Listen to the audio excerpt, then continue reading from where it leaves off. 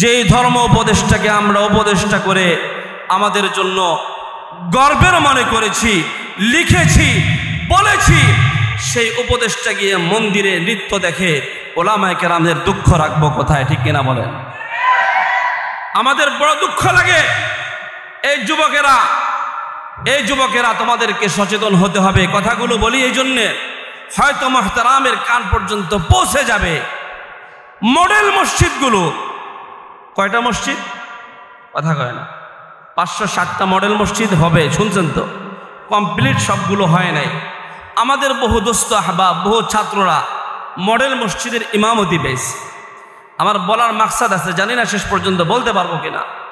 Model মসজিদের ইমামত পাইছে, খেদমত পাইছে। তো অনেকে মেসেজ দেয়, ভাই খেদমতটা কি ছেড়ে দিব না রাখবো? কারণ কি, যে স্কেলে বেতন পাওয়ার কথা ছিল ওই স্কেল এখন পর্যন্ত আসে নাই। ধর্ম উপদেষ্টার কাছে ঘুরে বেড়ায়, ধর্ম উপদেষ্টা ওনাদেরকে সেই পরিমাণ সাড়া দিচ্ছেন না।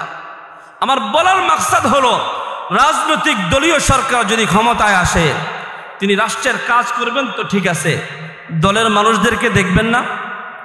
মুসলমান রাষ্ট্রের ধর্ম উপদেষ্টার তো দরকার ছিল ইসলামের জন্য, মুসলমানের জন্য বিনিয়োগ করা। 56,000 গানের শিক্ষক 17 কোটির মুসলমান দেখতে চায় না, ঠিক কিনা বলেন? আপনি আমাদেরকে বোঝালেন, আমাদেরকে অভয় দিলেন, সাহস দিলেন, হজ সহজতর হবে, উমরা সহজতর হবে। হয়েছে কি সহজতর? কি বলেন আপনারা? আপনারা খুঁজে দেখবেন, যারা উপদেষ্টা আছে সবাই যার যার আখের গোছাচ্ছে অথবা পছন্দনীয় লোকদের কাজ দিচ্ছে।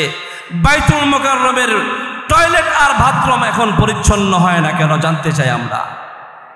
বলবেন স্বৈরাচার করে নাই, তা আপনাকে বসাচিত করার জন্য করেন না কেন? পূজায় গিয়া পূজা মণ্ডপের প্রশংসা করা একজন আলেমের মানায় না, ঠিক কিনা বলেন?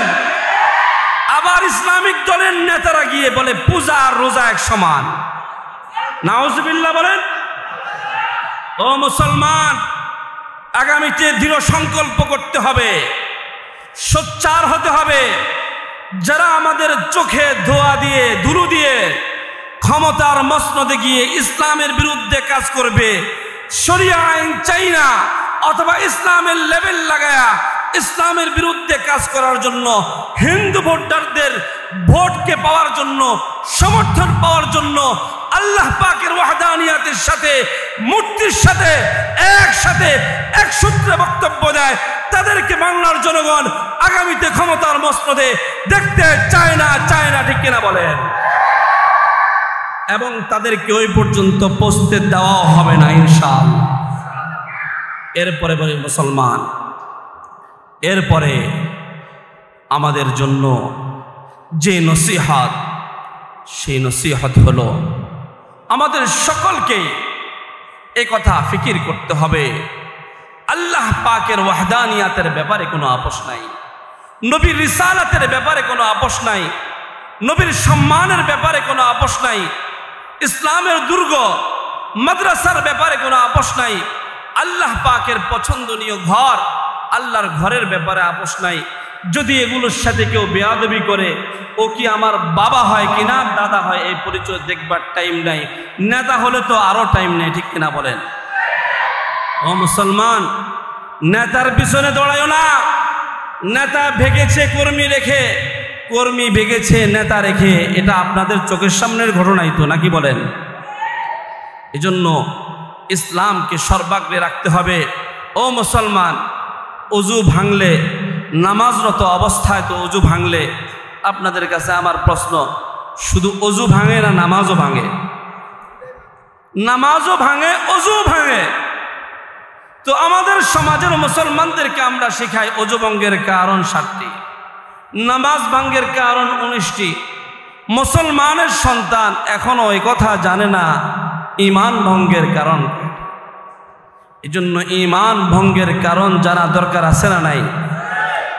এরপরে বলি, ও মুসলমান, আমি উদাহরণ দিয়ে বলতেছিলাম, ক্রিকেটার হওয়ার জন্য, ফুটবলার হওয়ার জন্য, অন্য যে সমস্ত খেলায় আর বিনোদনে কারি কারি টাকা উড়ে, ওই সমস্ত বিনোদনের জন্য যদি আমার আপনার সন্তান রাত জেগে দিনের পর দিন ক্লান্ত পরিশ্রান্ত হয়, রোদের পুড়ে বৃষ্টিতে ভিজে শিখতে চায়, এমন মুসলমানের সন্তানের ঘরে ঘরে কোরআন পৌঁছানোর দরকার আছে না নাই? কোরআন এটা এমন কালাম, যে কালাম আল্লাহ পাকের জান্নাত পর্যন্ত পৌঁছায়। বলুন সুবহানাল্লাহ। কোরআন বিনয়ী বানায়, কোরআন আল্লাহওয়ালা বানায়, কোরআন আল্লাহ পাকের সাথে সম্পর্ক স্থাপন করে। সময় সংক্ষিপ্ত, আমি লম্বা চড়া কথা বলা সম্ভবপর নয়।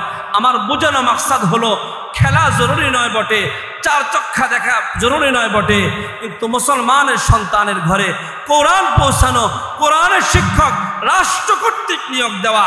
রাষ্ট্র কর্তৃক বিনিয়োগ যদি খেলার জন্য, নাচের জন্য, গানের জন্য হতে পারে, তাহলে রাষ্ট্র কর্তৃক নিয়োগকৃত মুসলমানের সন্তানের জন্য কেন স্কুল, কলেজে, ভার্সিটিতে একজন করে ধর্মীয় শিক্ষক নেওয়া অত্যাবশ্যক হবে না? ঠিক কিনা বলেন?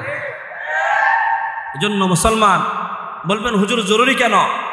কেজিতে পড়ে, ইংলিশ মিডিয়ামে পড়ে, ওই সন্তান ফজরের পর উঠে চলে যায় স্কুলে, ফজরের পর চলে যায় তার শিক্ষা প্রতিষ্ঠানে, আরবি পড়ার সময় পায় না।